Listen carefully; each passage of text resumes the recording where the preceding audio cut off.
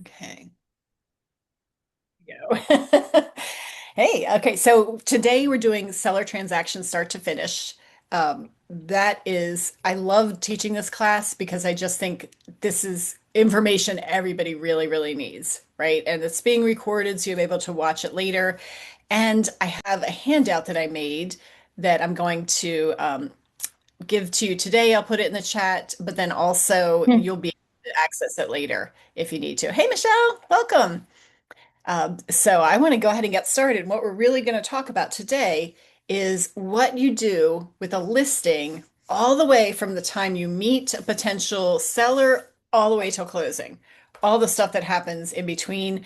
And that's a lot of things that you need to do. Feel free to ask questions as we go anytime.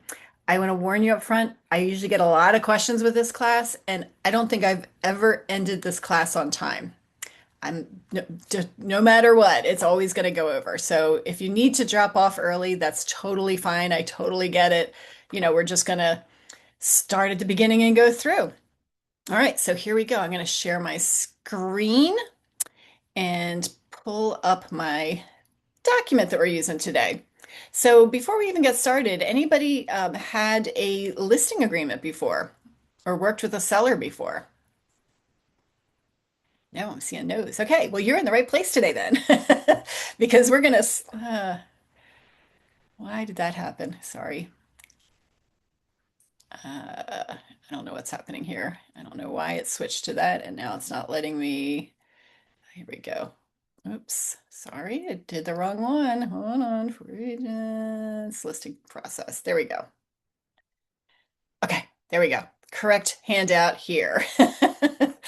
All right, so this is again is a handout about everything you need to do when you are working with a potential seller client.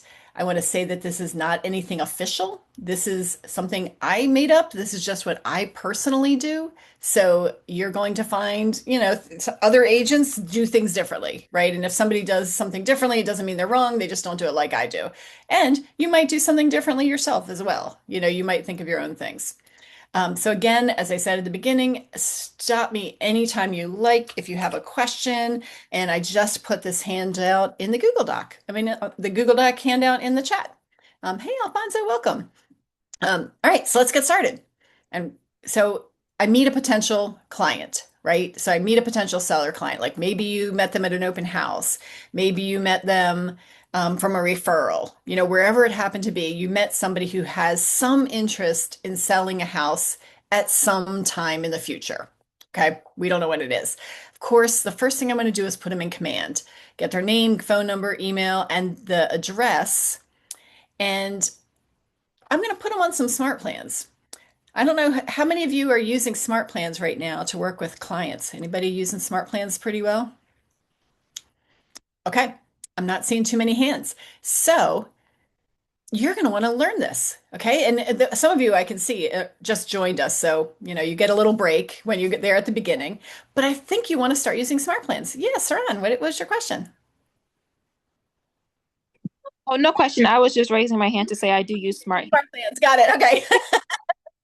All right, so some smart plans that I would personally use is first I would do some kind of follow-up smart plan, right? So if somebody's thinking about selling really soon, like in the next about 4 months or so, then maybe I would do the weekly phone call smart plan to remind myself to call them every week and check in. If they're a little bit longer than that, maybe it's monthly. And then if they're way out more than 9 months, I'm probably going to put them on a quarterly call smart plan. I might also use, I'm going to add this in. The reason this is a Google Doc is because I always think of things to add to it. I think you should also do monthly neighborhood nurture. Who has used monthly neighborhood nurture before? Anybody? You can just come unmute if you want. Okay. Monthly neighborhood nurture is one of my favorite smart plans. What monthly neighborhood nurture does is it sends out an email once a month to your client with all of the listings in their neighborhood. Now, you could do that using the MLS as well. You don't have to use command in a smart plan to do it, but it's pretty convenient. If you have not tried it yourself, try it. Just use it. Add yourself to the monthly Neighborhood Nurture Smart Plan when you get a chance and just check it out. It's a terrific smart plan. I actually had a listing last year just from somebody that I put on this smart plan. Oh, Calicia says she has. Good. Okay, awesome. Yeah, it's a great smart plan. So at least I'm going to put them on these smart plans.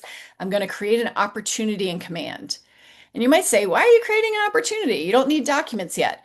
Yeah, that's on purpose. The reason I create an opportunity now is that I know that I'm a forgetful person sometimes, right? And if I create an opportunity, then I'm much less likely to forget this person, which could happen if they're not thinking of selling for a long time. It would be easy for them not to be top of mind. So making an opportunity puts them on my pipeline, keeps them top of mind for me.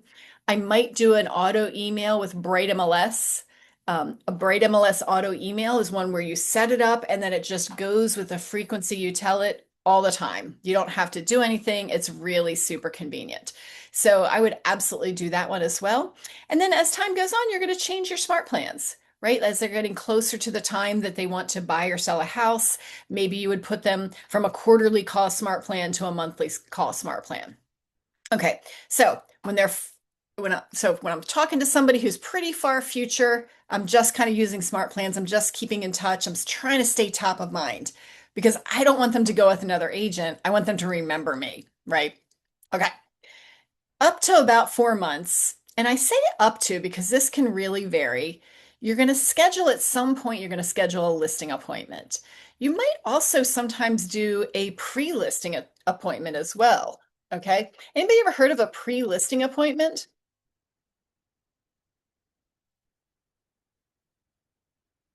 Somebody has heard of this before. Nope. So Okay. would that pre-listening appointment, would that be, how we practice conversation, we get towards the end, you say, I had time slot ready at 10 a.m., 20 minutes to just sit down with you and go over the stuff? It could be. Yeah, absolutely. Thanks, Michelle. It could be. It could be just somebody who's maybe they're not going to list for a few months and you want to sit down with them and just kind of go over things. That's actually a really good reason to do a pre-listing appointment. Is just to kind of, even though we're not ready to sell the house yet, just to kind of lock them in a little bit, right? Another reason I might do a pre-listing appointment is to give them some ideas of what they might need to do to their house to get it ready to sell, right? Oftentimes their house isn't ready. Maybe it needs painting, maybe it needs other repairs. It almost certainly needs decluttering and depersonalization. So sometimes I'll do a pre-listing appointment and then come back at another time and do a listing appointment. What do you think the downside is of splitting those two appointments up and having one and then waiting a while and doing the other? Anybody have an idea of what the downside is?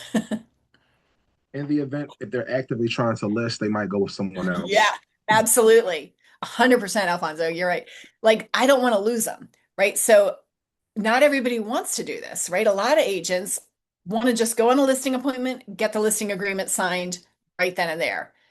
Oftentimes, though, you might be in a situation where it might make more sense to do a pre-listing appointment, build some rapport, and figure out what needs to happen in their house if they're completely not ready. So you're going to have to make a decision on your own about what you want to do. Sometimes you might do a pre-listing appointment and then later come back for a listing appointment. Sometimes you're going to do it all in one appointment and it might change from time to time.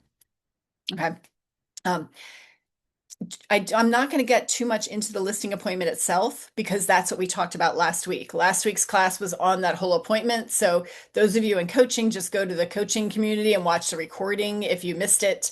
But we talked about how you do that listing appointment. We had another class on how to prepare for it. So all of that stuff is in those other classes. So I'm not going to talk about it today. All right. So I have my listing appointment scheduled, right? I'm going to call or text before to confirm. And I'm also doing it on the same day.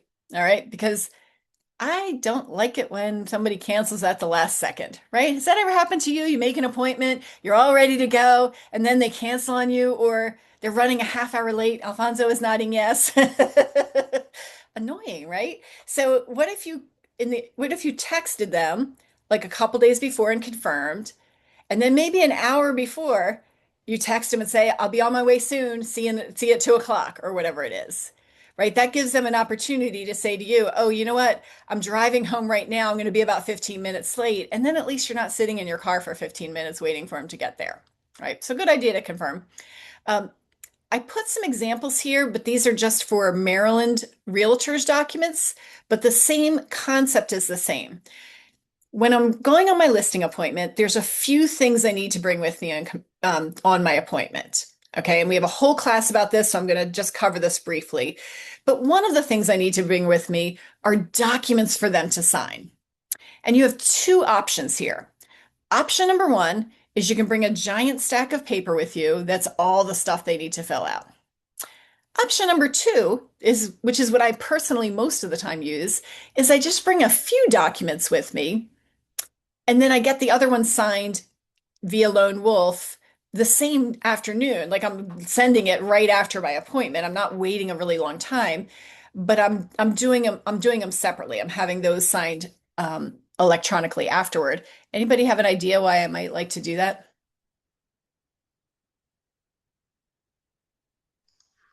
So you don't scare them off with like 3 inches of paper. 100%. Yeah. Yeah. Because that could be, if they see the stack of paper, they might not even want to get through that, right? Might be like, okay, wait, never mind. That looks like a big stack of paper. So that's kind of why I do it, is just so it's not so overwhelming. Um, so the ones that I bring with me is, first of all, you need the listing agreement. In Maryland Realtors, it's called exclusive right to sell. There's other jurisdictions where it'll have a different name, but it's the listing agreement itself. And then I also bring the one about compensation with me. Why do you think I'm bringing that on this appointment instead of doing it later?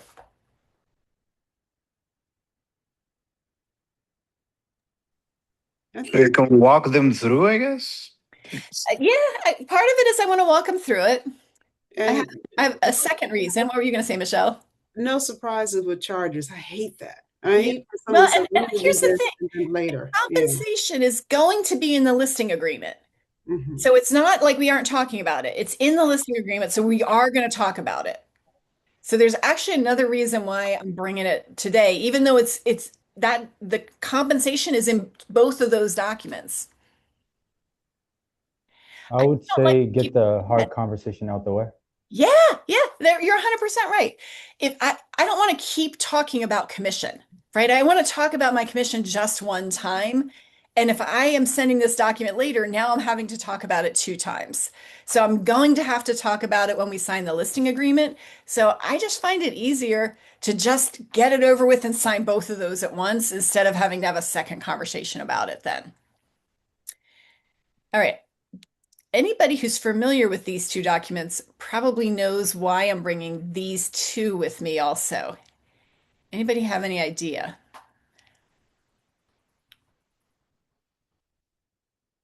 If you don't, I'll just tell you. It's okay. It's because these are easier to fill out in the house. They're easier to fill it out in the house because they ask a lot of questions about the house, right? Like disclosure of inclusions and exclusions. You got to fill in how many ceiling fans are in the house. It's just a lot easier to be in the house and figure that out. Is my hot water heater, is it gas or electric? If I'm in the house, I can go look and see if it's gas or electric. Just much easier to take care of it while you're there. So that's one reason.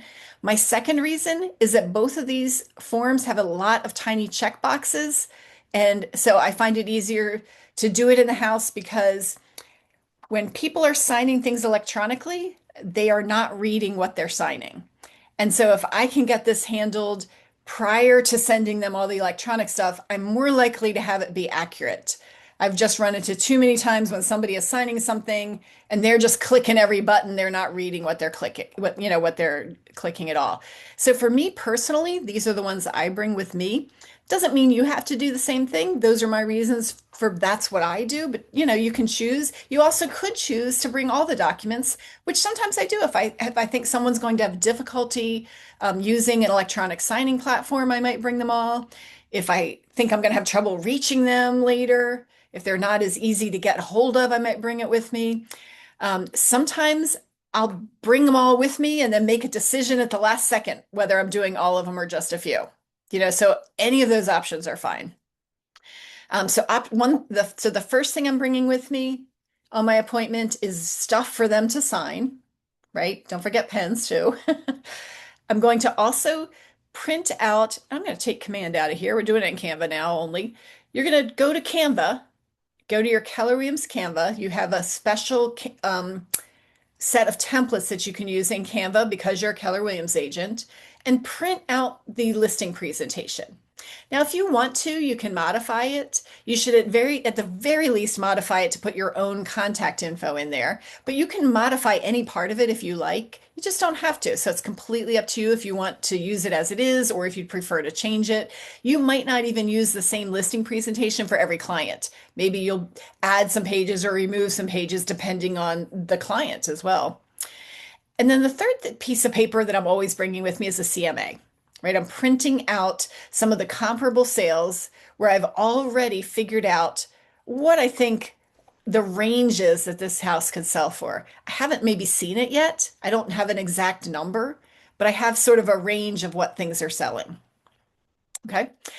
I'm going to send those same properties that were in the CMA to my iPad or my laptop. I just email it to myself so that when I'm there, I'm doing the actual properties, not the PDF of the CMA. I'm actually doing the properties in Bright MLS because I would like to be able to pull those up while I'm in the house so that we can look at the photos together. Right? When I print my CMA, I'm usually only seeing the front of the house, right? But it might be important as we're discussing the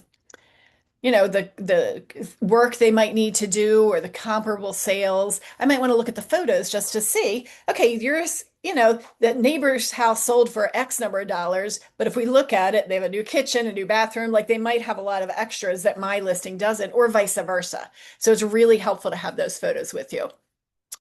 So those are things that I always bring with me. Some other things that I usually bring with me. Sometimes people print a listing questionnaire. There's many on Google. We have some, anybody in coaching, let me know, I can send you one. It doesn't need a specific one. It's just sort of a sheet to remind you of questions you might need to ask. So it's not a bad idea, especially if you've not gone on a listing appointment, to just bring something like that with you. I confirm the details with ESTAT or Maryland Land Records. What I'm confirming is who owns this house, right? I want to know that whoever owns the house, they are there signing too, right? Anybody ever run into a situation where you were talking to somebody and it turns out there's also another person who owns that house? It's happened to me where I've talked to them and that person thought they had the right to sell the house, but they had another person on the deed. And so that person needs to sign too. ESTAT, State Department of Assessments and Taxation, will show you 2 names on it. It won't show any more than that. And so I personally also go to Maryland Land Records and check there, and I also print the deed out. Here's why I'm doing that. First of all, Maryland Land Records will show me if there are more than 2 people. ESTAT will say like the 2 names and then et al., which means and others.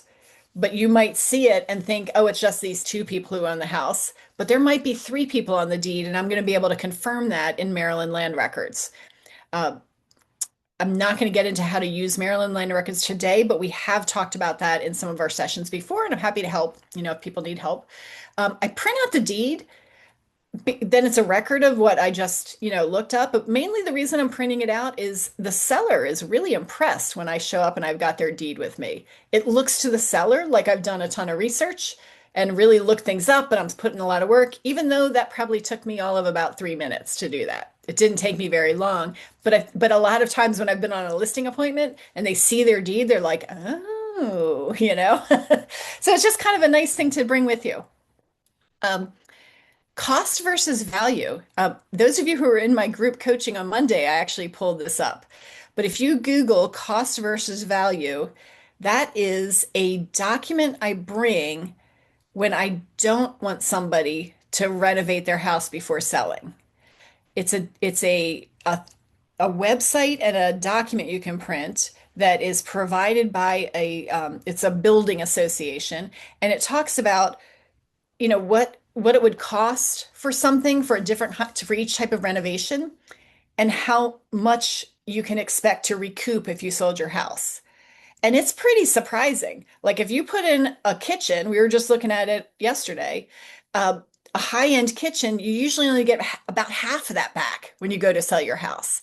And so I don't want my client to put a whole bunch of money into the house unnecessarily if they're not going to get it back, because they're going to be expecting to get it back and we're going to have a hard time selling it, right? It's going to be really hard to sell if they just put a whole bunch of money in and now I'm telling them we're not going to get all that money back, right? So I like to be very upfront with the seller so that they're aware, of what they can expect. And then I also bring a seller net sheet. Who can tell me what a seller net sheet is? What they walk away with. Mm-hmm. What they walk away with. So it'll have on there the sales price of the house, maybe subtracting out a mortgage, subtracting out closing costs, and then what their net is. And now you are going to this appointment and you don't have no idea what the house is going to sell for, right? Because you haven't even seen it yet. So what do you think we do here?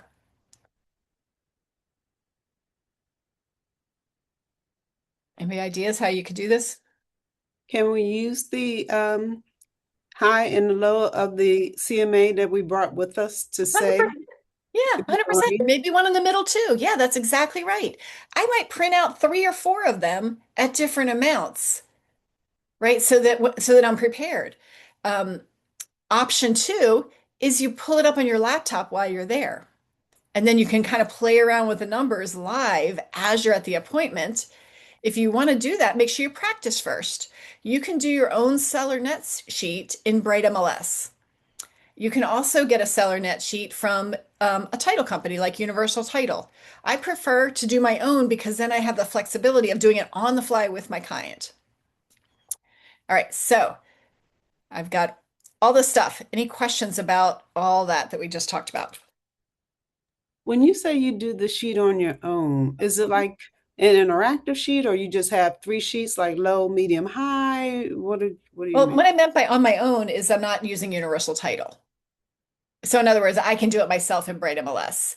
And when you play around with the net sheet, you'll get the gist of it. You just plug in the purchase price and it will take that property's property taxes and the settlement date and all kinds of things, and you'll plug in all the correct numbers that you're going to learn by getting one from Universal Title first. That's what you do. First get one from Universal Title so that you know what goes into it, and then it'll be easier to do your own. But I love being able to do it by myself because I don't need to wait for them. I can bring my laptop to my appointment and we can try different sales price. Well, what if the sales price is this? What if the sales price is this? What are we going to net? It lets me be really flexible. So it's nice to bring a laptop with you and be able to be prepared to do it by yourself. Good question. Okay. Okay, so after my appointment, so oops, sorry, scrolling issue here. All right, we just went on our appointment, right? So the first thing I need to do is send them the other documents, right? We just said we only had a few documents signed at the appointment.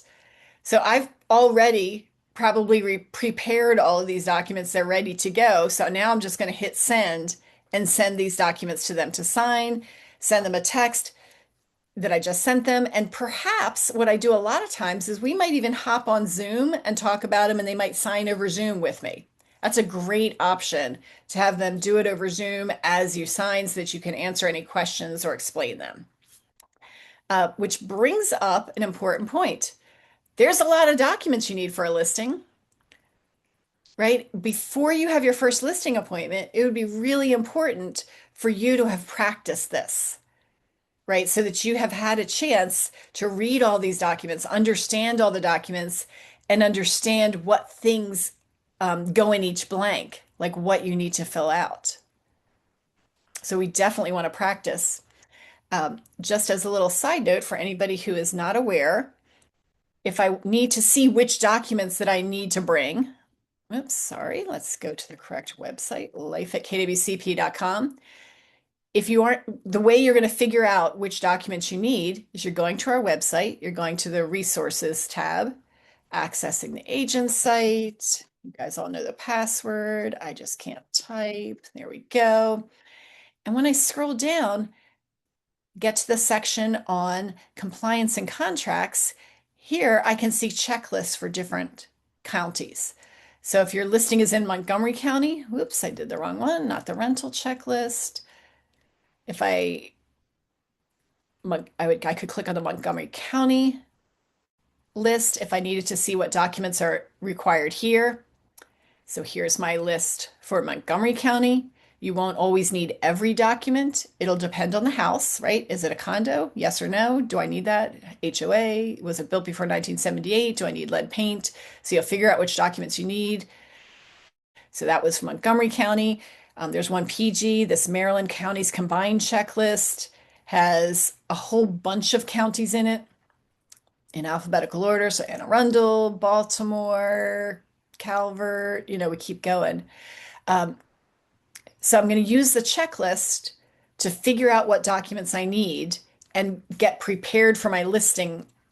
I'm going to do that before I go on the appointment. I'm going to have figured this all out. I'm going to have filled out my documents. My Lone Wolf stuff is all ready to go. I've printed out some that I'm bringing with me on the appointment. So when I return from my appointment, I'm ready to just send it to the seller to sign, get on the phone with them, get on Zoom with them so that they can just sign the rest of the documents. Thank you text for the meeting. And if I haven't already, I need to email those listings that we had in the CMA for the seller. I usually, do that kind of early on. Once everything is signed, I want to send all of the documents together in a single PDF to the seller, okay, just for their records. Lone Wolf is sending them an email too, but it's important that one comes from you. Just here's everything we signed. Look forward to working with you. I'm going to upload the listing agreement to the opportunity and submit it to compliance within 48 hours. You're really supposed to submit it quickly. If you have not used compliance before, which many of you have not, there's some instructions. There's compliance tutorials video, shows you how to do it. It is super easy. It's just a couple of clicks. You're going to see it when you see that video. It's really easy. Why do you think we want things to go into compliance right away? I don't want to wait on this.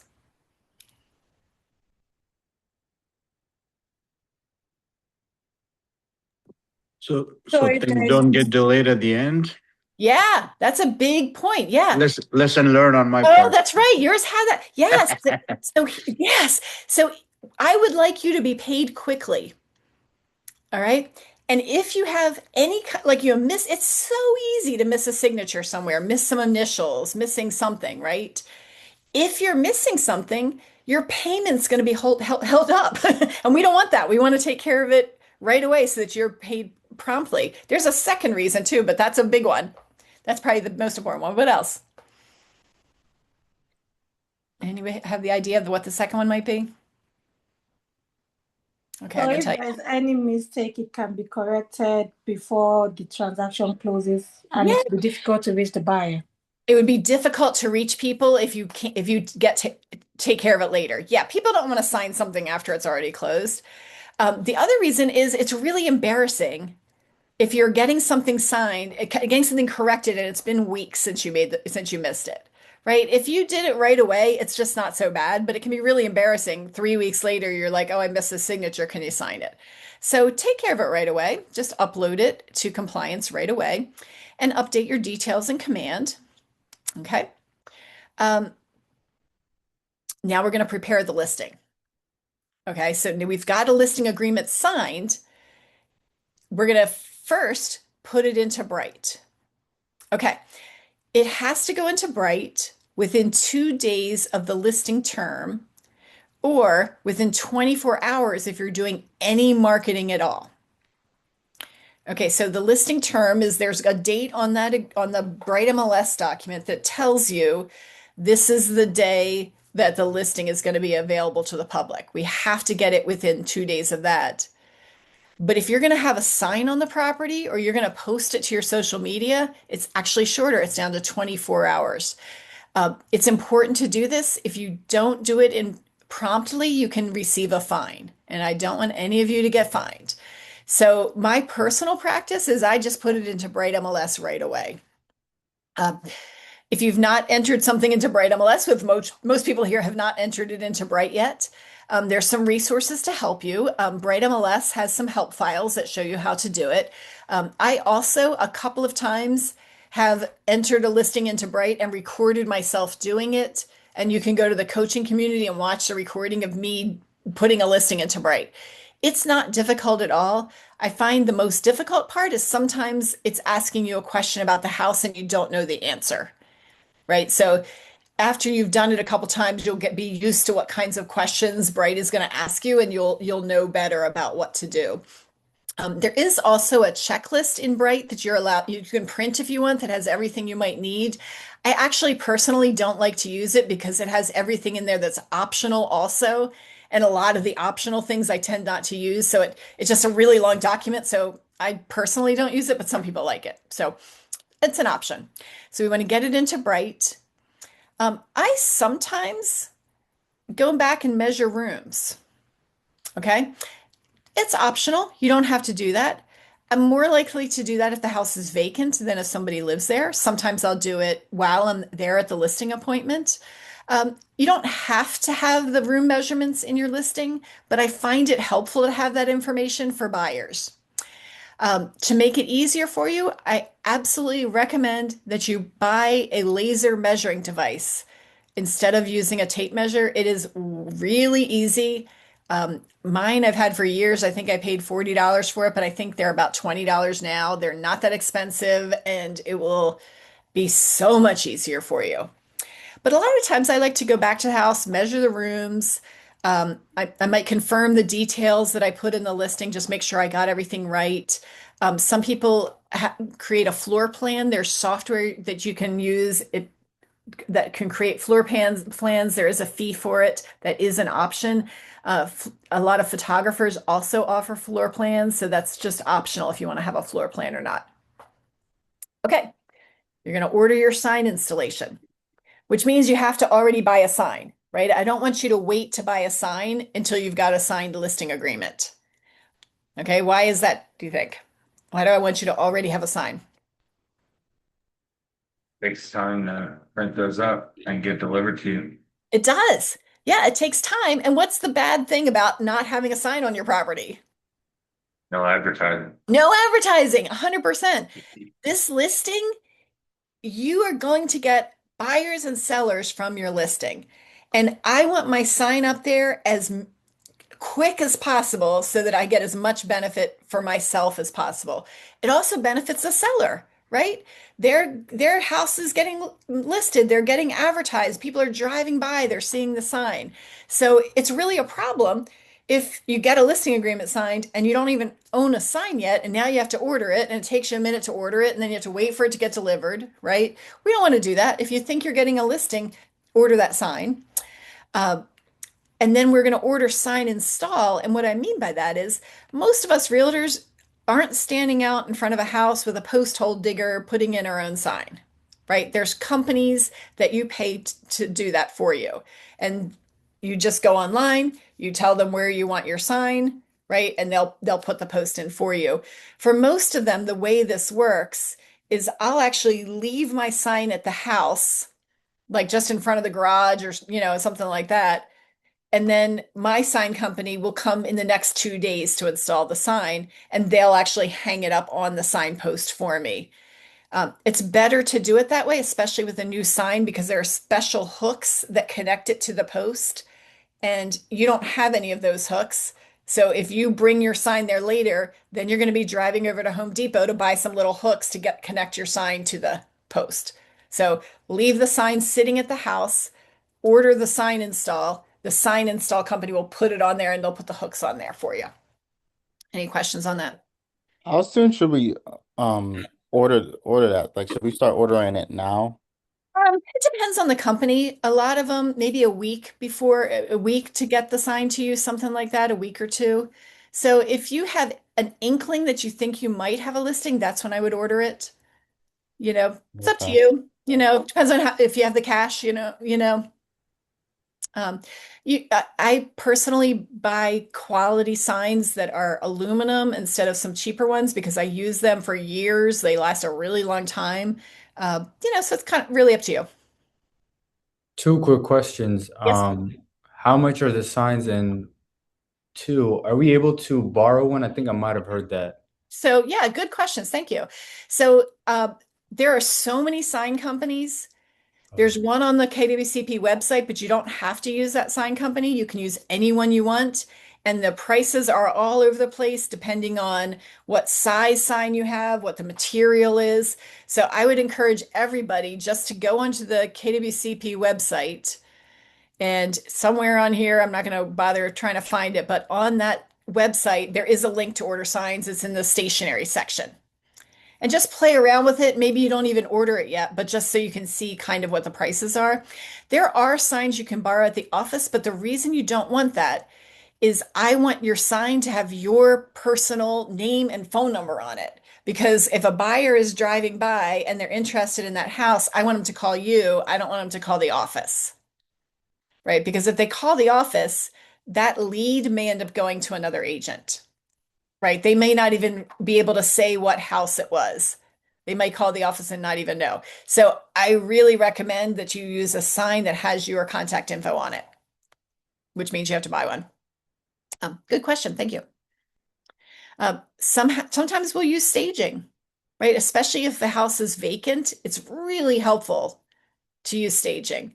There are staging companies, there's many of them. You can talk to some other agents to get some references, but it does make a big difference. It helps buyers kind of imagine what that house is going to look like. Can a kitchen table fit here?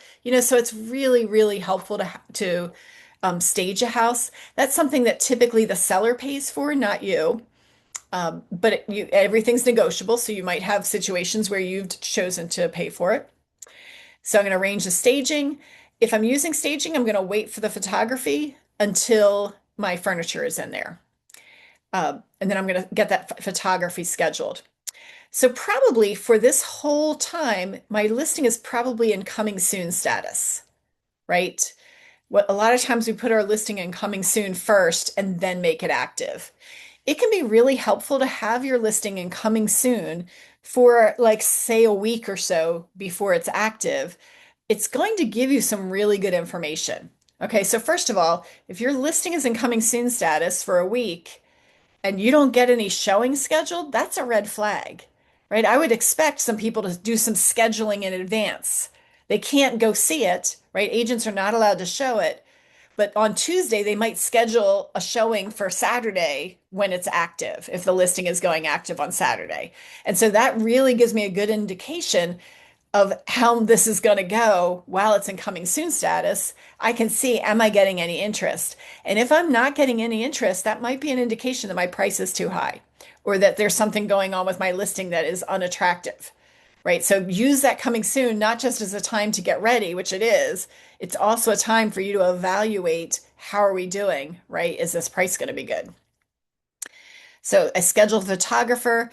Most of the photographers I work with, usually you get your photos like in a day or two, so you don't need a ton of lead time. There's many photography companies. Some of them will offer special things also like drone photography or a Matterport 3D tour. There's all kinds of options. It's going to depend on the house, which of those you use. I don't recommend that you use your cell phone to take pictures unless it is a house that needs a ton of work that an investor is going to buy as is and it's really ugly. Like that's a situation where I'm using my cell phone. Photography is a couple $100, depending on the house. It makes an enormous difference. We shouldn't be skipping that. We really needed it. You're going to sell the house for more money if you have professional photography. I sometimes think people think this is silly that I put this on here, the copies of keys, but definitely do it. Okay, make copies of the key, even though the seller has one. Tell you a quick story. One time I had a listing and I had gone to the house. I was putting the key back in the lockbox and I dropped the key. And there was this tiny crack between the steps and the house, and the key went right down in that, never to be seen from again. How embarrassing would that be if I had to go back to the seller and ask them for another key because I lost mine? Embarrassing, right? Luckily, I didn't have to because I had made copies of the key, right? I always make copies of my key just for that kind of thing. I've also had times where um, an agent will show the house, and as they're leaving the house, they turn that little knob on the door to lock it and walk out, and they've left the key on the kitchen counter. You want a copy of the key for yourself, like have a couple copies. I actually personally keep one in my car, keep one in my home office, and then usually I have a sensor lock on the house and an extra combo lockbox on the house somewhere hidden. So I have a few copies for myself. Okay, put a lockbox on the house, right? You guys understand about sensor lock and how that works? Have you run into that yet? I see some nods. So sensor lock is electronic. What were you going to say, Xavier? I've I was gonna ask, like, how does it work about putting that on Yeah, putting that on a home or on a listing? yeah. So it's not too hard to, you basically assign it. You go into Bright MLS or the SensorLock website, and then you tell the lockbox which lockbox is sitting on the house. Like there's a way to do it. It's easy. It's on their website. I can show you sometime when you get to that situation. It's super easy to assign it. And it's also easy to open the lockbox and just stick it on the doorknob or wherever you're going to put it. Uh, I highly recommend if you're using SensorLock that you add a combo lockbox somewhere like in the backyard in a hidden place. Just because you might have somebody you need to go into the house that doesn't have central lock. And then at least I could either do a 1-day code or I can tell them the combo. And it also is an extra key if something happens to my key. Like even though I keep one in my car, another agent could take care of it for me. I could give them that combo. So I personally have 4 keys, right? Central lock combo in my car at my home office for every house I do. Um, I I use Central Lock sometimes I use Combo. It's kind of up to you. One thing that's really nice about the Central Lock is that you get a notification when the Central lockbox is opened. You know who went into the house exactly and when. Um, I sometimes work with investors, and I know that sometimes investors will give my combo out, and I don't like that. So this prevents them from doing that. So I think it's a little bit safer. So completely up to you which one you use. All right, so I'm putting the lockbox on the house. I'm adding showing instructions to the listing. Like, how do you get in the house, right? Is it a combo? Is it a central lock? Do I need to worry about not letting the cat out? Where is any kind of instructions I'm going to put into Bright. And I'm also going to upload the disclosures into Bright. You might have some other documents as well. That's a great place to put a floor plan, or sometimes if let's say my seller just replaced the roof, I might put the receipt in the documents. So you can put other documents besides disclosures if you want to, if you have something that you think would be helpful. But we definitely want the disclosures there because when somebody wants to write an offer, they're going to need them. And we don't want them to have to text you and ask you to upload the disclosures, right? When you're on the buyer side, that's annoying to not have those disclosures. So make sure you get those uploaded. Get your photos uploaded to the listing. I would personally suggest when you're uploading your photos, don't just put them like in the order the photographer sent them to you. Like sometimes I'll look at a listing and it starts out with 10 exterior photos. Here's the problem with that. A lot of buyers are going to make a decision about this house in the first, like, say, 5 photos. So if you've got like this fancy, beautiful kitchen, and that photo isn't until photo 15, people aren't really seeing it. So I'm going to recommend that your first photo be exterior, but then after that, the next few photos should be just assume people are only seeing the first 5 and make your first 5 photos like the very best photos. And then after that, you can put more photos after that. I usually put like the basement ones all the way at the end, right? I'm really careful with my order. Yeah, Xavier.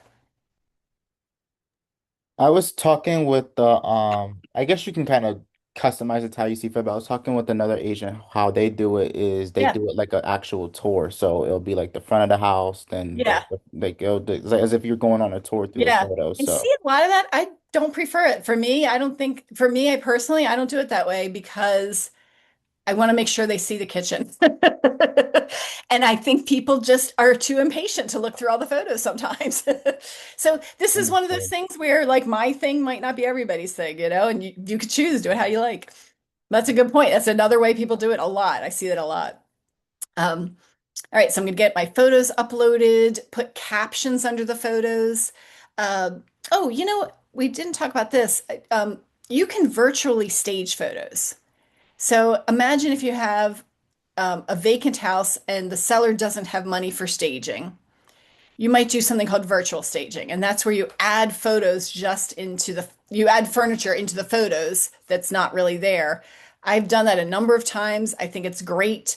When I do that, I have the virtually staged photo, and then my next photo is what the room really looks like empty. So that it's clear, I'm not fooling everybody, right? I'll even put in the caption virtually staged, and then the next photo will be just what the living room really looks like without furniture, but it can really help. Um, Make a social media post about the listing. If you're using CentralLock, you got to assign the lockbox to that house just on using the CentralLock website, and get an open house scheduled for that very first weekend, probably both Saturday and Sunday. Like this is your chance to really get the most people there. And I'm doing that open house. Not only do I want to sell this house, I also would like some buyers, right? And so if I want to get some buyer leads, I'm going to make sure that my open house is the very, very first weekend. And if you have a listing and you can't do the open house that weekend, have somebody else do it. Let them get some buyers. It'll help your seller get that house sold, and then you're helping another agent too. Questions on that little section about preparing? Okay. All right. I would just add real quick Yeah. about virtually staging photos. I Mhm. would be careful with the photography agreements that you have with your photographers, because some of them say that their rights do not allow you to alter photos. Yeah, very good point. Thank you. Yeah, thank you. All right, so once I've done all that stuff, I'm going to make my listing active. All right, it's going active. I personally typically make my listings active on, say, a Friday. That's my favorite day to make a listing active. For me personally, the reason I do that is if let's say the listing went active on a Tuesday, all right, and somebody gave me an offer on Tuesday, the seller's not going to want to accept it because they want to wait until, they've had a chance for more people to come through. And so now I'm in this weird situation where I've got this offer, but we can't accept it. And that buyer doesn't want to wait through the whole weekend. So me personally, I make them active on a Friday. I think it pushes more people to come to the open house, which makes my open house a lot, better. And then if I get an offer on Saturday morning or Friday evening, it's not as hard to get that buyer to understand, we're going to accept an offer on Saturday or Sunday evening. So I'm going to make a flyer. I make a flyer that is about the house that I'm going to put in a little flyer box outside the house, or I might even have a QR code on that flyer. You could have, there's a number of ways to do this. I want something on the house that somebody can take away with them, so that they can reach me later. This is optional. I don't do this with every house, but it's a nice thing to do. Link the listing to the opportunity in Command, and you might even send a just listed postcard out to all the neighbors. Why do you think I want to do that?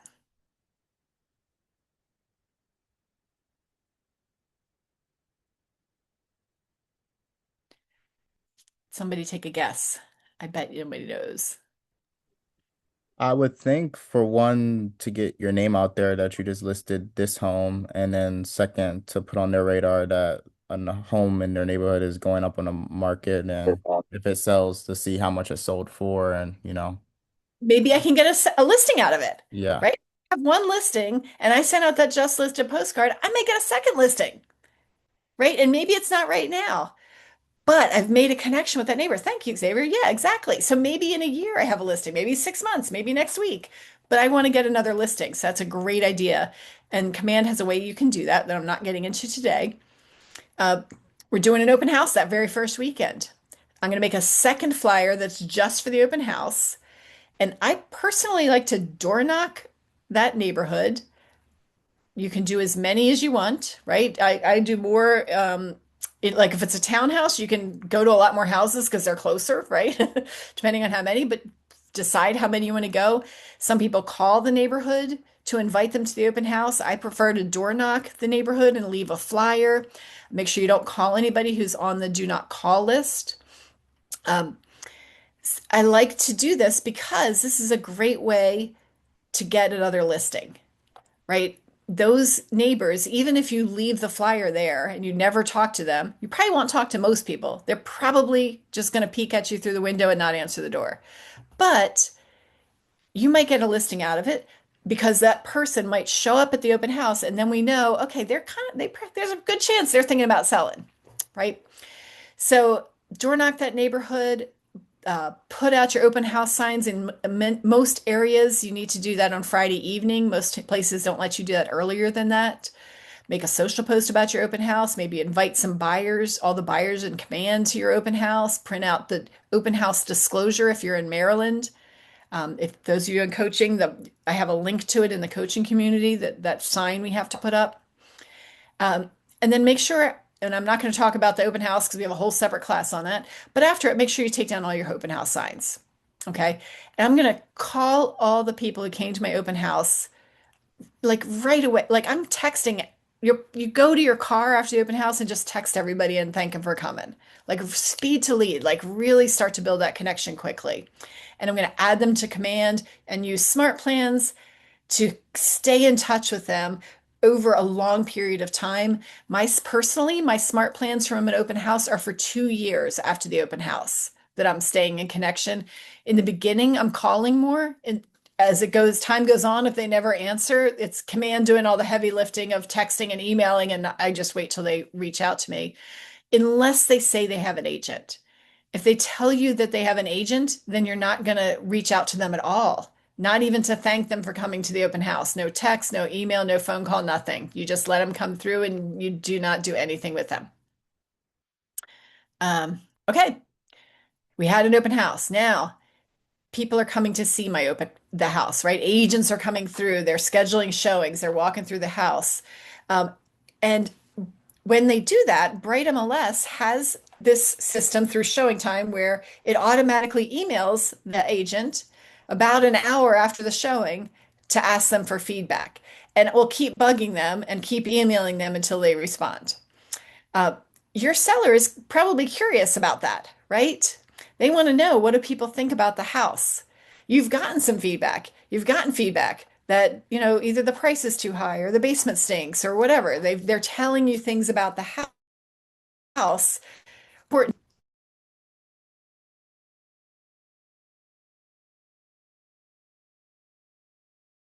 Be telling that to the seller and maybe checking in with the seller to let them know how many showings we've got and what the feedback is, right? Because they want to know. They want to know what's going on.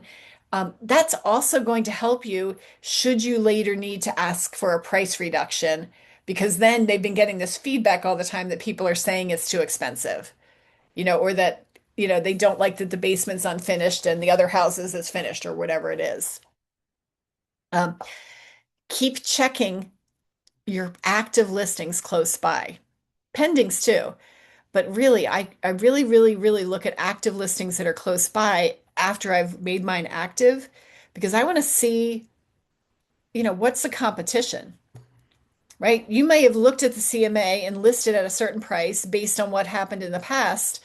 Now you list your property and all of a sudden a house down the street is for sale also, and it's priced less than yours. You need to know that, right? Because if your house is the more expensive one, the one that's not as good of a deal, you're actually helping to sell that other house rather than selling your own. They're seeing your house and saying, okay, this one's a better deal. Let me write an offer on that one, right? So we've got to keep checking on what's going on. Keep the seller, knowing what's going on, because we might need a price reduction over time. I'm not going to do it right away, but after a little while, if I'm not getting enough showings, if I'm not receiving offers, that might be necessary. I might add flyers if I have a flyer box outside. If the house is vacant, I personally go by it at least once a week to just check on it. I've seen that's been really important. I mean, just even silly things like One time I went to one of my listings and someone had tested the water dispenser on the refrigerator, but there was no glass there. So like there was water all over the kitchen floor, from this showing. And luckily I had paper towels in my car and cleaned it up. But it's just important to just check on it, make sure everything's okay. All right, questions before we get on to receiving offers? Yeah, you said if your house isn't getting shown, what's a good number to gauge that by? How do you know that Yeah. what you're doing is working? One thing I look at is that's a really great question, Michelle. First of all, I'm gonna look at the other homes that went under contract and see how many days they were on the market. Because that's going to kind of give me a gauge of how quickly everybody else was able to get this house under contract, right? Some people have numbers like they want to see at least 10 showings a week or 5 showings a week. Like agents can have that, but I think it's going to vary really depending on the house, and what the activity is in that neighborhood for me to know how I stack up against the others. So I don't think for me personally, there's not an exact number. I'm going to be checking Bright and looking at all the other listings and seeing kind of what the activity is, in those. The other thing I sometimes do, I don't know if you know this, but in Bright, you can click schedule a showing as if you're going to schedule a showing. And if the agent is not allowing overlapping appointments, you can see all the appointments that are scheduled on a house. Right now, if they're allowing overlapping, you won't see. But if they aren't, I'll look at other listings and see, oh my gosh, look at that. They've got, 15 showings scheduled this week, and mine only has 4. So it doesn't always work, but sometimes that's a really kind of sneaky way. So you don't even actually schedule the showing. You just click the button as if you're going to and see what's available. I find that one pretty helpful. Anybody else do that? That's a good tip. Thank you. A little sneaky, huh? Yeah, but then right? Like how you stack up. All right. I did the same thing when I was looking at investing in a rental property or a rental RV. I went into other comparables and I looked how much are they booked in the summer. So yeah. Yeah, it's really nice to do that. Now, but if they check that they're allowing overlapping appointments, you won't have any idea. Well, you know what? Also, though, a lot of times agents call each other and just ask how their listing is going. That's okay too. To call that other listing agent and say, I have a listing down the street, just wanted to check and see how yours is going. They might be willing to talk to you, they might not, Okay, when I receive an offer, you have to present every offer to the seller, even if you know there's no way they're going to accept it, right? If you get a really low ball offer, you're going to still call the seller and say, I know this isn't the price you wanted. Any offer is good, even though this one is a lot lower than what we're hoping for. I'm never going to make a decision on your behalf, so I'm emailing it to you. Let me know what you think. That kind of thing. So every single offer gets presented. That's every single written offer, right? If somebody tells you something, you have a choice there about whether you want to. It's not required that you tell them that. Although most of the time I do. Almost always I do, but you have to present every offer you receive. And if you're getting multiple offers, right, which we hope, that's wonderful. I personally like to make a little Google sheet and add those offers to the Google sheet as I receive them. And I'm sharing the Google sheet with the seller. And that way the seller is seeing each offer as it comes in, right? So I'm still emailing the actual offer to them. I'm still calling them, but I do the Google sheet too. Yes, I know. Sorry, I lost my mute button. Quick question. So let's say we receive only one offer, but it's below the asking price and the seller is not happy. Okay. Can the seller decide not to accept it and we move on? Sure. Okay. Yeah, absolutely. Yeah, the seller has the option of accepting an offer, declining an offer, or negotiating, right? So sometimes that happens a lot, actually. Sometimes I'll get an offer that's just like really, really low, and then we'll just decline it. Like the seller doesn't even want to negotiate because it's so low, they think they get offended, So sometimes the seller doesn't even want to. A lot of times, though, they might just, come back with a counter offer.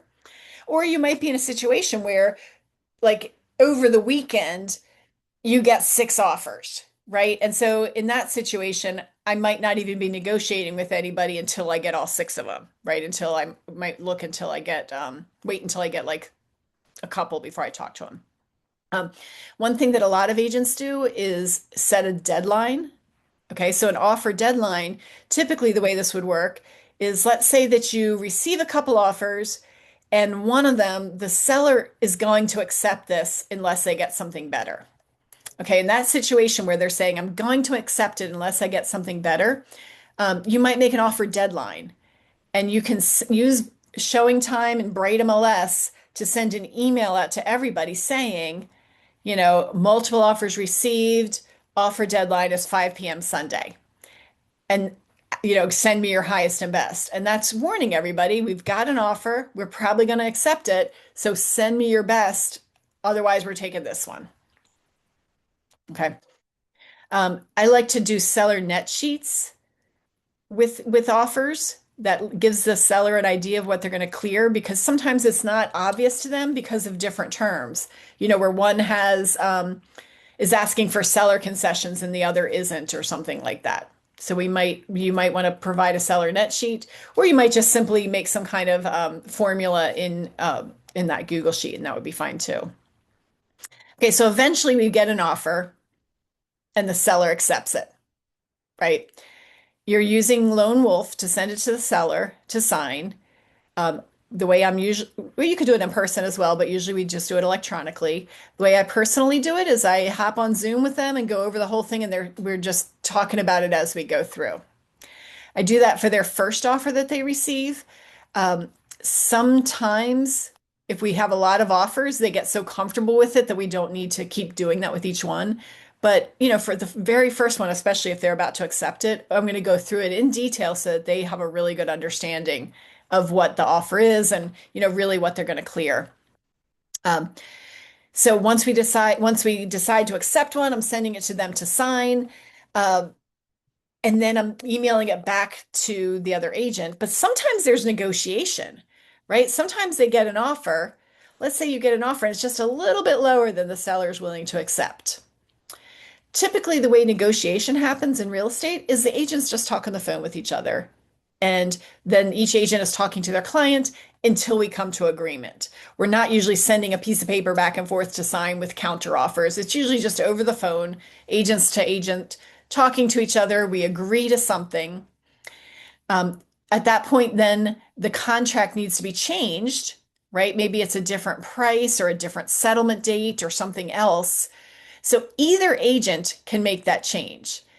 Oftentimes, if I'm the listing agent and I've just received the offer, I'll say, I'll go ahead and make the change as my seller is signing everything else, and then your buyer can just counter initial just that little change. So if we're changing the price, we're basically crossing out the old price, typing in the new price, and both buyer and seller have to initial next to that. And either party can do that one, whichever agent, like if one's on vacation, the other one is doing it, right? Like either one of them can do it. But once everybody has signed, now we have a ratified contract. Whichever agent signs last emails it to the other agent. So everybody's got the same ratified contract. We're going to congratulate them. We are going to notify the other agents that their offer was not accepted. You can do that with a phone call. You can do it with an email. You can do it with a text. Just let them know. That's no fun when you're a buyer's agent and you're sitting there waiting to find out if your offer was accepted and nobody tells you, and then you just see it on Bright that went under contract. That's not fun. So I let them know. Update Bright MLS. Maybe it's pending. Maybe it's active under contract. Let any scheduled showings know that it's under contract, right? Somebody has an appointment in a couple of days, just let them know so that they don't show up.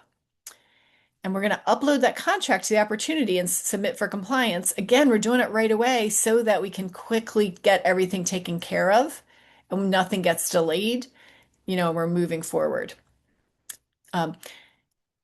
These important dates, and there might be others depending on the transaction, Most of these, the buyer agent is responsible for, but I still want you to be on top of them as a listing agent.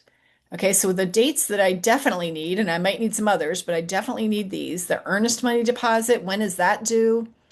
When are the inspections due to be done? When is the financing commitment? And when is settlement? A lot of agents have a whiteboard in their office with these things written on them. You might put them on your calendar. You're going to put them in a lot of places so that you're aware of it. Because what I want to do is, if the earnest money, I want to make sure that all these things are happening in time so that if the other agent isn't getting back to me, I can reach out to them and say, hey, I didn't see anything yet about, the earnest money deposit. Was that sent? I'm going to follow up them. I'm going to stay on top of it too. I'm going to send that list of deadlines to the seller. And now I'm asking for a 5-star review and a referral. We aren't even closed and I'm already asking for that. Why am I doing that now?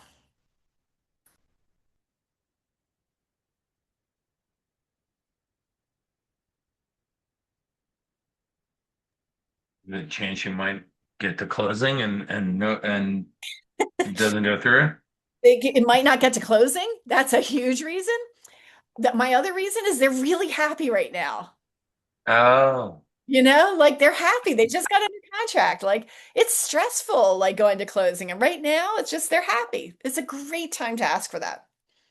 Um, the title company, depending on which one it is, will communicate to you in some way asking for some information. Many title companies use a system called Qualia, including Universal Title. Universal Title uses it, many others do. Qualia is secure email. And if they're using Qualia, they're just going to have some questions for you, like, is there an HOA? What is your commission, right? What is the contact info for your client? It's going to be stuff but fill that form out. If some title companies don't have Qualia, and they're going to email you, whatever it is, just take care of it quickly so we don't delay things. And then I want to confirm that the buyer has sent the earnest money deposit by the deadline.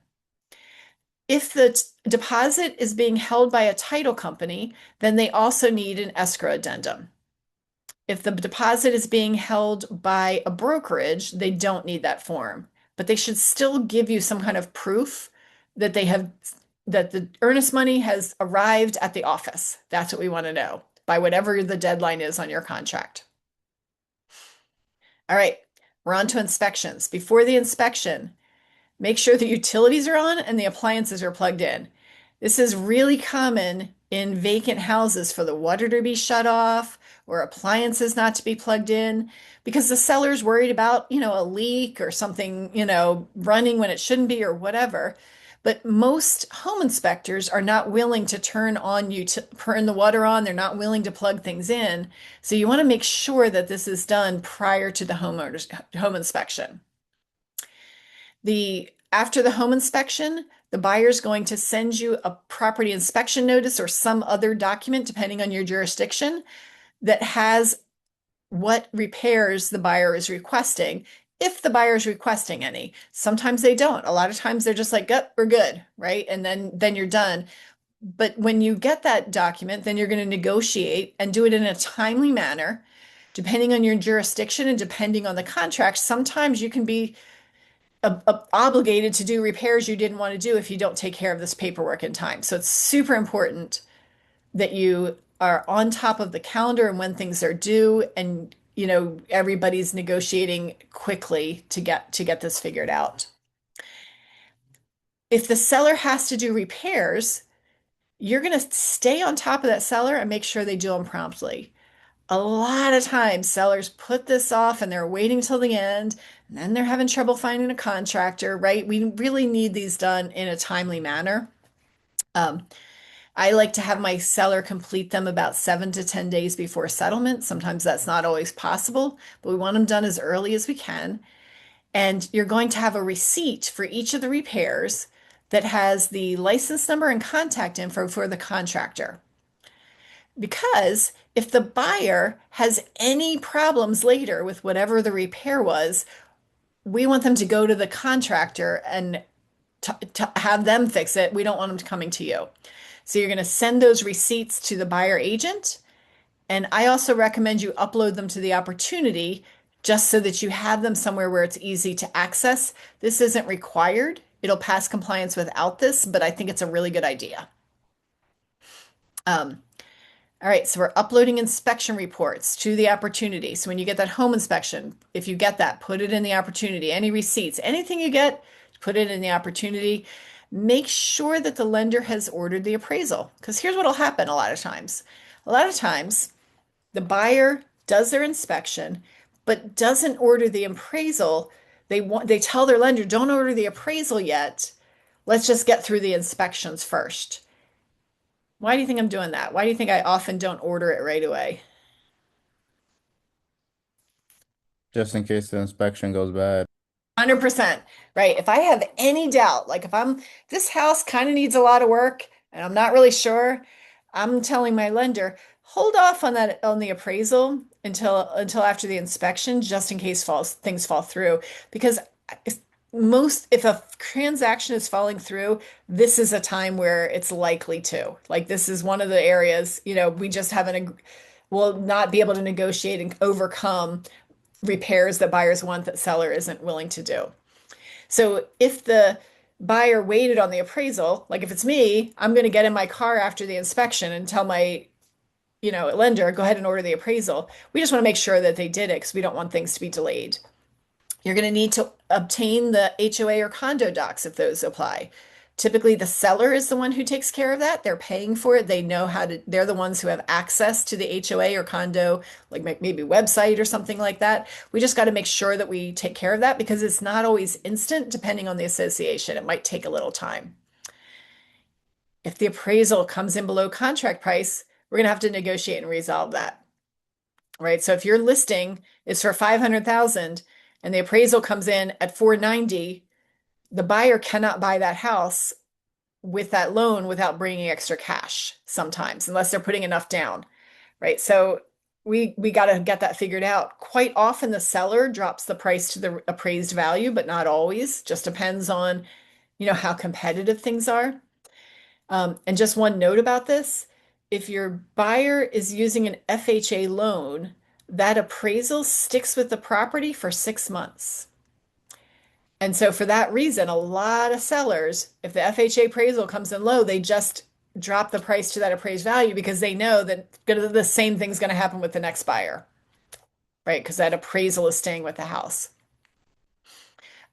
If I have if I receive the appraisal, which I won't unless the appraisal comes in low. If the appraisal is fine, you're not going to get it on the listing side. Okay, but if you have it, you would upload it to the opportunity. Anything you get, just keep putting it in the opportunity, okay? And I'm going to recommend that you complete the commission tab now instead of waiting until settlement. And again, the reason I'm saying that is I want you to be paid fast. And so I don't want you to start doing it and have questions, and not be sure what to do. Take care of it in advance. You don't even have to click the submit button yet if you think there might be changes, but you can put all the numbers in so that you're just ready to go. If somebody's getting a home warranty, make sure you submit that to the title company and schedule settlement with the title company. So one thing about settlement, prior to COVID, a lot of times everybody was in the same room at the same time and all sat around at the table together and everybody signed. And since COVID, I haven't seen that as much. I don't know if anybody in the room has done a bunch of transactions, if you've seen it, but for me, I have hardly seen everybody there together since COVID. Okay, so typically what will happen is the seller will sign in advance. It's called pre-signing.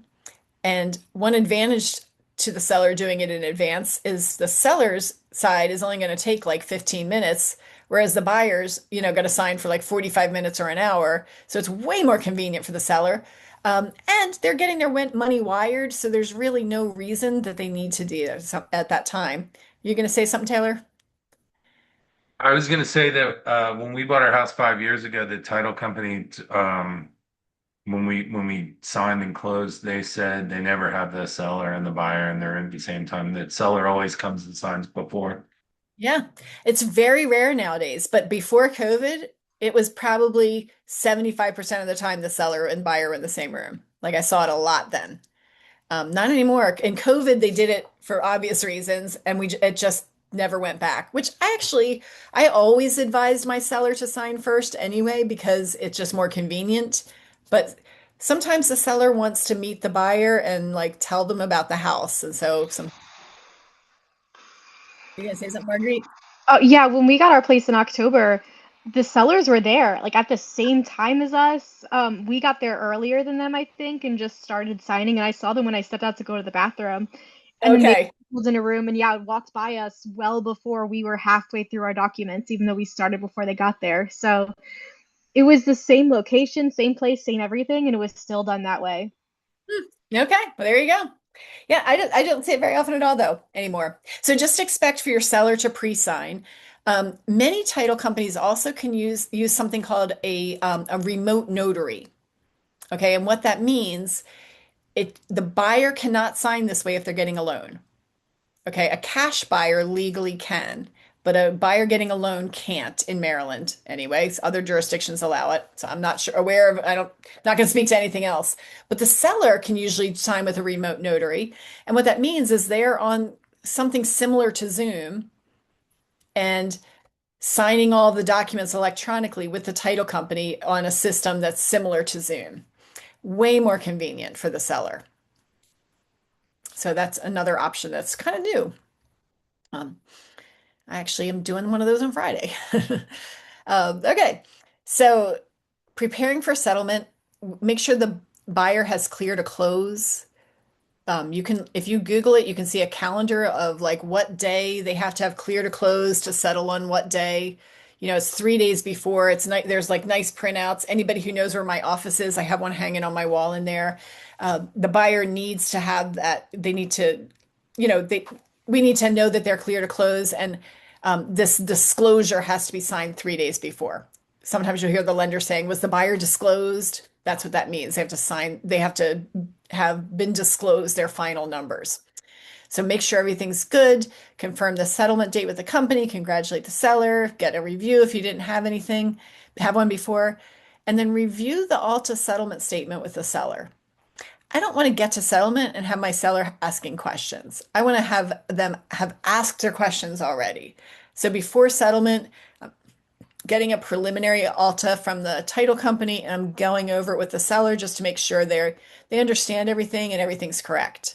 And sometimes you'll find things like the seller paid the water bill, but it's showing on the settlement statement, right? And that just means it just wasn't recorded yet, so maybe the title company will be able to adjust it, maybe they won't, maybe the seller will just have to get a check later, so I'd rather have those questions prior. Can you remind me what the ALTA is or what it stands for? Yes, American Land Title Association is what it stands for, but nobody ever calls it that. Everybody just says the Alta. About 10 years ago, maybe, it used to be called the HUD, but now it's called the Alta, but it's the same thing. It's a settlement statement. Cool. But yeah, review it. Yeah. Confirm the house is ready for the final walkthrough. The buyer agent likely is going to do the final walkthrough on the morning of settlement. Sometimes they'll do it the day before. If I'm advising you, I'm going to tell you to do it usually on the morning of. But just make sure it's ready. Like the seller's belongings should already be out of the house. It should be broom clean, right? Which means it doesn't have to be spotless, but there shouldn't be stuff all over, right? It should be pretty cleaned up. And they should have not taken things that they weren't supposed to. Like I've had settlements where, like the sellers took the washer and dryer, but those were supposed to be left at the house or something like that. So just make sure it's ready for that walkthrough because we don't want any delays, and remind them of when their settlement is. We want the seller to turn off the utilities, okay? And they can schedule that in advance to happen on the settlement date. But I prefer that they wouldn't do it before settlement. And the reason is I don't want to have any issues where they turn the electricity off and there's a big storm and now the sump pump isn't running because there's no electricity and the basement gets flooded. Like we don't need that, right? I've seen that happen. We don't want that. So we want the utilities. The best scenario is when the buyer calls first and turns the utilities on.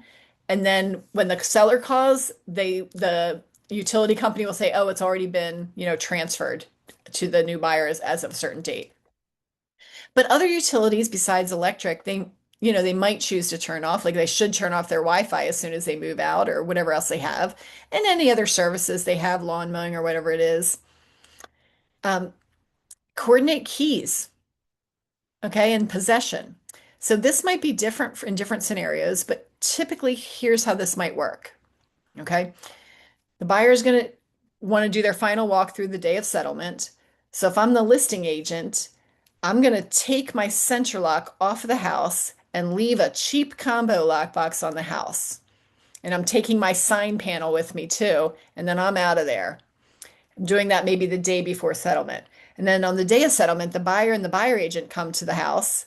The buyer agent has the combo for the lockbox, and I tell the buyer agent, just take that key with you to settlement.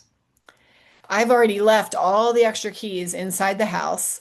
And so then the buyer agent takes that one key out of the lockbox. They do the walkthrough. The buyer agent brings it to settlement with them, hands it to the buyer after the buyer buys the house. And now everything, the buyer's in, like they're good. And for me, I buy my lockboxes on Amazon. They're not that expensive. And I don't usually even bother to go back and pick it up. I usually just tell the agent, you can keep it or give it to your client. If you don't want to do that, it's also fine to go pick it up. Just if you're going to pick up your lockbox, be really prompt, like do it either while settlement is happening or the same day, because that's going to be bothersome to that buyer if there's a lockbox sitting on their door, right? So we got to take care of it quickly. If you're not going to do what I do, which is just leave it. Completely up to you. Where this varies a lot is when there's a rent back. Rent back is what we call it a lot. It's technically a post-settlement occupancy agreement. You'll sometimes see that abbreviated PSOA. So what that means is that we go to settlement, but the seller has some amount of time to move out. And that's pretty common when people are still living in the house. So maybe they have a 1 week post-settlement occupancy agreement. So in that situation, the buyer still gets a key because they own the house now, but we're not actually taking possession until the sellers have moved out and the buyer gets to do another walkthrough to make sure that they got everything out. Remind the seller to cancel their homeowner's insurance. I usually tell them to do it the day after settlement. I don't want anybody doing this in advance. Don't set it up in advance. One time I had a seller, and luckily for me, because of my conversation with her, I decided to send her an email with everything we had just said because I didn't feel like she was listening to me. And I told her in that conversation, don't cancel your homeowner's insurance. Wait till after settlement. Do it on the day after settlement, call them. Don't do anything in advance. She was just so excited to sell her house. She went ahead and canceled her homeowner's insurance for a certain day. And then settlement got delayed by a week. And so she had no homeowner's insurance for an entire week. Luckily, nothing bad happened. And luckily for me, I had an email telling her, don't cancel your homeowner's insurance, because she got mad at me about the settlement being moved. And I was able to show her the email where I had said clearly, don't do that. People just are excited and they want to, move forward. A lot of people give a seller gift, right? Which is great. Up to you. If you're going to do that, you give them a gift, you take a photo. The buyer gets the keys if you're attending settlement. If you're not attending settlement, then the buyer agent gives them the keys. Ask for a review again if you don't have one yet. If you get a physical check, which I don't think you will, most of the time these are either wired or they are overnighted. It's very rare that people are handing a physical check. Unless in some offices you can do something where you get paid at settlement, so that would be the exception. But if a check is written out to Keller Williams, then you need to bring it to Keller Williams. You can't cash it. Somebody did that once, so I'm saying that every time now. You're going to scan in the signed ALTA and upload it to the opportunity. that is the last thing you need before you can finalize the opportunity. And that's why in all these other lists, I had you doing everything ahead of time because I want you to be able to go to settlement and immediately go scan that ALTA in and submit it. That'll get you paid as quickly as possible. Okay. We can't finalize the opportunity without that signed ALTA, but once you have that, you're good to go. Submit your commissions tab if you haven't already. And now my seller is now a past client, right? They're not a current seller. So I need to update their opportunity, their everything in Command. They might have they have a different address, perhaps. If they lived in the house, they have a different mailing address. They might have different tags.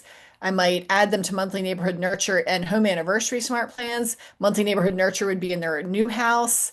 I might add quarterly call smart plan, DTD2. I might post a photo of myself and my seller to my social media, and I'm going to thank the buyer agent with a text or card or whatever you want to do. Whew, we got that was a lot. Final questions. I was a few minutes late signing on. Do you have a link to this, or is there somewhere we can download something similar? To this, yeah, I put it in the chat. Let me do it again. Hold on a second. With the chat, you know how it is. It's like if I post it, nobody who joins later can see it. Right. Yeah. In a second, I'm gonna do it. Yeah, and just so everybody knows, the thing is intentionally a Google Doc. There we go. The reason it's a Google Doc is because I keep changing it. And so if you have a Google Doc link, you will just see anything I change. As I notice something I want to change, I'm going to change it. I have a similar class for buyers, buyer transactions start to finish. It has a checklist also, so that'll be in a few weeks. And it's the same idea, except from the buyer side. And it's just as lengthy with me talking. Like I have like 3 glasses of water here because I'm talking the whole time in this class. All right, final questions before we hang it up.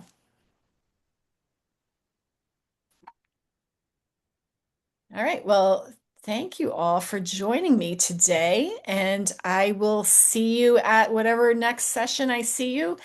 For those of you in coaching, there is conversation practice tomorrow, and then on Thursday, we have a mid-year update. You don't want to miss that. That's about checking in where we are now and what we want to do for the rest of the year. So that is 12 o'clock on Thursday. All right, see y'all later. Bye now. Kristen, can I ask you real quick about your conversation practice?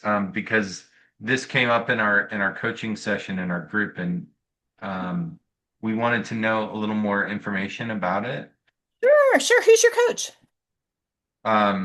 Renee Sessoms. Oh yeah.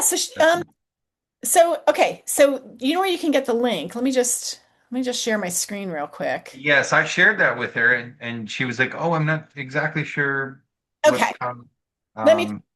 So conversation practice. So there's one on Wednesday for everybody.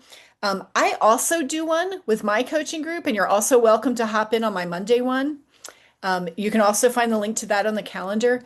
It is what it sounds like. So when I'm the one leading it, what I personally do is at the beginning, I usually ask if anybody has something they want to practice, right? Because oftentimes, someone will have, I don't know, you were like a couple weeks ago, somebody did an open house and some neighbors came in and they weren't sure what to say to the neighbors, right? And so we practiced that. So it could be, sometimes we have a plan, but the plan goes out the window if somebody has something they want to practice, right? But if there's no suggestion, then we always have a plan of what we're going to practice. And when I'm the one leading it, what I personally do is I'll demonstrate whatever it is first. And then we go into breakout rooms so that you can practice with one other agent instead of having to do it in front of, the whole group. And usually, I want to say it's usually about like 8 to 10 people attend, something like that. It's not a huge group. But the agents who attend always tell me that by attending a few times, they just gain a lot of confidence. They internalize words so that later when they're in a situation, they know what to say. I find it really, really useful. Does that answer? Yes. And what is the group coaching that you do? So I have a large coaching group Renee's is smaller than mine. The Virginia agents, it's just different in Virginia than in Maryland. And so Maryland and DC, there's like one coach who has a lot of agents. In Virginia, there's coaches who have fewer number of agents. So mine is just like, and Tyranny in DC does the same thing. We just have like a kind of a different organization of how we do our coaching. Oh, okay. So that's just for your group, or is that open? It's for mine because she Okay. has enough I people see. one-on-one. Yeah. I see. Okay, great. Large group, and I could never meet one-on-one with everybody in my group in a week. Right. Okay, great. Thank you for clearing that up. I appreciate Oh, it. sure, you bet. All right, thanks for coming today. All right. Thank you. Bye. Bye, bye, everybody.